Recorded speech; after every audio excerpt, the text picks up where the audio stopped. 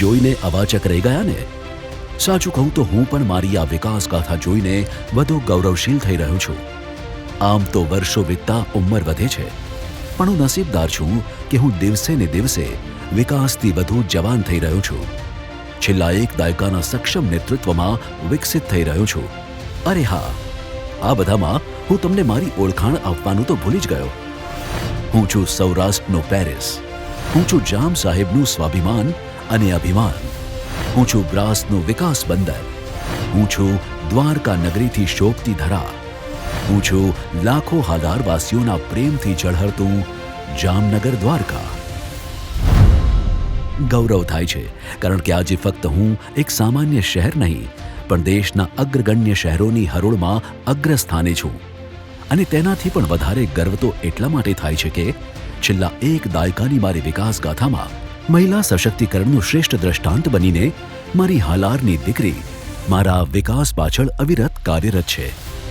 જ્યારે સંતાન બાપનું નામ રોશન કરે તો અચૂકથી ગર્વ થાય, તેવી જ રીતે આજે હાલારની મારી આ દીકરીની સેવાવૃત્તિ અને જામનગર દ્વારકાને ભારત ક્ષેત્રે ઝળહળતી કરવાની તેમની ધગશ જોઈને મારી છાતી ગજગજ ફૂલે છે. આ દીકરી એટલે જેણે મારા અનેક પડતર પ્રશ્નોને વાચા આપી. આ દીકરી એટલે જે હંમેશા સહજ સ્વભાવ સાથે લોકોની વચ્ચે રહી પરિવારના સભ્યોની જેમ સેવા કરતી રહી. આ દીકરી એટલે જેણે કોરોના જેવા કપરા કાળમાં મારા નાગરિકોની પડખે ઊભી રહી. એવી મારી હાલારની દીકરી અને અમારું ગૌરવ એટલે જામનગર દ્વારકાના સાંસદ શ્રીમતી પૂનમબેન હેમતભાઈ માડમ. દેશના યશસ્વી પ્રધાનમંત્રી અને સૌના પ્રેરણા સ્ત્રોત એવા માનનીય શ્રી નરેન્દ્રભાઈ મોદીજીના સક્ષમ નેતૃત્વ અને માર્ગદર્શન હેઠળ હાલારની દીકરી પૂનમબેન માડમ અનેક સેવા કાર્યથી જામનગર દ્વારકાને વિકાસથી શોભાવી રહ્યા છે. થોડા ઇતિહાસ પર નજર કરીએ તો ખ્યાલ આવે કે 1974માં સેવાકીય પરિવારમાં જન્મેલ આ દીકરીના સંસ્કારોમાં જ સેવા છે. પિતા હેમતભાઈ રામભાઈ માડમે 4 ટર્મ સુધી ખંભાળિયાના અપક્ષ ધારાસભ્ય રહી, જામનગર નગરપાલિકાના પ્રમુખ પદે રહી તેમજ મહાનગરપાલિકાના 3 ટર્મ સુધી મેયર રહી. મારા એટલે કે જામનગરના વિકાસ માટે અનેકવિધ સેવા કાર્યો કર્યા છે.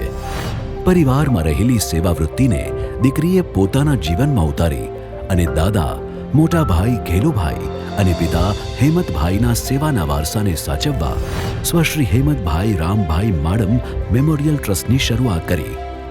અનેક સેવા કાર્યોમાં સંલગ્ન જામનગર, ખંભાળિયા તેમજ ભાણવડ સ્થિત આ ટ્રસ્ટનું કોઈ માનવી કે પશુ માટેનું સેવા કાર્ય હોય કે સાંસદ તરીકે નાગરિકોના જટિલ પ્રશ્નોનું નિરાકરણ હોય, હાલારની આ દીકરીએ પોતાની કોઠા સૂઝતી દરેક પરિસ્થિતિ તથા કાર્યને ન્યાય આપ્યો છે. અને એટલે જ છેલ્લા એક દાયકાનો સાંસદ તરીકેનો તેમનો કાર્યકાળ મારા એટલે કે જામનગર દ્વારકાના વિકાસ માટેનો સુવર્ણકાળ રહ્યો છે. છેલ્લા એક દાયકામાં શિક્ષણ હોય કે આરોગ્ય, વ્યવસાય હોય કે વાહન વ્યવહાર કે પછી હોય કલા સંસ્કૃતિ કે મહિલા સશક્તિકરણ, દરેક ક્ષેત્રની પૂનમબેન માડમના નેતૃત્વમાં કાયાપલટ થઈ છે.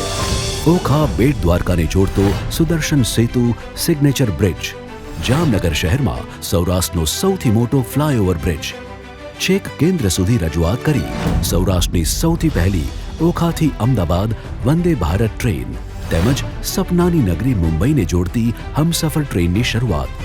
આ ઉપરાંત વર્ષો સુધી જે ટ્રેન જામનગર દ્વારકા સુધી પહોંચતી ન હતી તેવી બીજી અનેક ટ્રેનની વ્યવસ્થા ઉપલબ્ધ કરાવી. Jamnagar Amritsar corridor express highway, આધુનિક coastal highway, Rajkot Kanalus double track railway line, અત્યાધુનિક જામનગર બસ સ્ટેશનનું ખાતમુહૂર્ત. આવી એક પછી એક વાહન વ્યવહાર ક્ષેત્રે અનેક ઉપલબ્ધિઓ થકી મારા તમામ નાગરિકોના જીવન અને વ્યવસાયનું સ્તર સુધાર્યું અને તેને નવી ઊંચાઈ આપી છે. WHOનું ગ્લોબલ ટ્રેડિશનલ મેડિસિન સેન્ટર, પૂનમબેનની ભલામણને પરિણામે શરૂ થયેલ રાજકોટની એમ્સ હોસ્પિટલ, દેવભૂમિ દ્વારકામાં સિવિલ હોસ્પિટલ, જામનગરમાં સુવિધાયુક્ત કેન્સર હોસ્પિટલ, આ ઉપરાંત મોદી સરકારની આરોગ્યને લગતી આયુષ્માન ભારત તેમજ પ્રધાનમંત્રી Ayushman Bharat health infrastructure mission જેવી અનેક યોજનાઓનો લાભ છેવાડાના માનવી સુધી પહોંચાડવા સક્રિય પ્રયત્ન કર્યા. વાત જ્યારે આરોગ્યની આવે ત્યારે કોરોનાના એ કપરા કાળને કેમ ભૂલાય? એવો કપરો કાળ કે જ્યારે સમગ્ર દેશ સુરક્ષિત રહેવા ઘરમાં પુરાયેલો રહ્યો. એવી ગંભીર સ્થિતિમાં પણ મારા હાલારની આ દીકરીએ રાત દિવસ કાર્યરત રહી મારા નાગરિકોની સુરક્ષા માટે અનેક પગલાં લીધા. તે પછી કોવિડ કેર સેન્ટરની સુવિધા હોય, ઓક્સિજન બોટલની વ્યવસ્થા હોય, વેક્સિનેશન ડ્રાઈવ હોય કે પછી લોકડાઉનમાં શ્રમિકોને તેમના ઘરે પહોંચાડવાનું સેવા કાર્ય હોય, આ દીકરીએ ખડે પગે રહીને કોરોના વોરિયર બની તમામ નાગરિકોની આરોગ્ય સુરક્ષા માટે જરૂરી તમામ પગલાં લીધા. આરોગ્ય ક્ષેત્રના આવા વિકાસ કાર્યોને પરિણામે આજે જામનગર દ્વારકામાં આરોગ્યનું સ્તર સુધર્યું અને શ્રેષ્ઠ બન્યું છે. જામનગર દેવભૂમિ દ્વારકાના ડેમોને નર્મદાનું પાણી પહોંચાડ્યું. કાલાવાડમાં માર્કેટિંગ યાર્ડના નવા બિલ્ડિંગનું લોકાર્પણ કરાવ્યું. ખેડૂત મિત્રોને જ્યારે જ્યારે જરૂર પડી ત્યારે તેમના હક માટે મક્કમતાથી તેમની પડખે ઊભા રહ્યા. હાલારની આ દીકરીએ મારી ધરાને સાચવવા ખેડૂત મિત્રો માટે આવા અનેક વિકાસ કાર્યો કરી સરકારની તમામ યોજનાઓનો લાભ અપાવ્યો. જામનગરના બ્રાસ ઉદ્યોગમાં 4% સ્પેશિયલ એડિશનલ ડ્યુટી નાબૂદ કરાવી. બ્રાસની ઇમ્પોર્ટ ડ્યુટી 5%થી ઘટાડીને 2.5% કરાવી. આવા તો અનેક જામનગર દ્વારકાના પ્રશ્નોને શીર્ષ નેતૃત્વ સુધી પહોંચાડી પ્રશ્નોનું નિરાકરણ લાવવાના પૂનમબેન દ્વારા સક્ષમ પ્રયત્નો કરવામાં આવ્યા. દિવ્યાંગો માટે સાધન સહાય કેમ્પ, સાંસદ આરોગ્ય મેળો, જામનગરની મેડિકલ કોલેજમાં MBBSમાં 50 સીટોનો વધારો કર્યો. ડેન્ટલ અને ફિઝિયોથેરાપી વિભાગમાં પોસ્ટ ગ્રેજ્યુએટ સીટ્સ ઉપલબ્ધ કરાવી. જોડિયા ગામ ખાતે બોર્ડની પરીક્ષા આપવા આવતા વિદ્યાર્થીઓ અને વાલીઓ માટે વર્ષોથી ભોજનની વ્યવસ્થા. દીકરીઓના વિકાસ માટે વિવિધ સમાજ કન્યા છાત્રાલયમાં નાણાકીય સહાય અને સહકાર આપી મદદરૂપ બન્યા છે. મારા આ વિકાસનો અવિરત પથ એટલો પણ સીધો અને સરળ ન હતો. મારા વિકાસની આ ગાથામાં મારી આ દીકરીએ અનેક વિષમ પરિસ્થિતિઓનો સામનો કર્યો.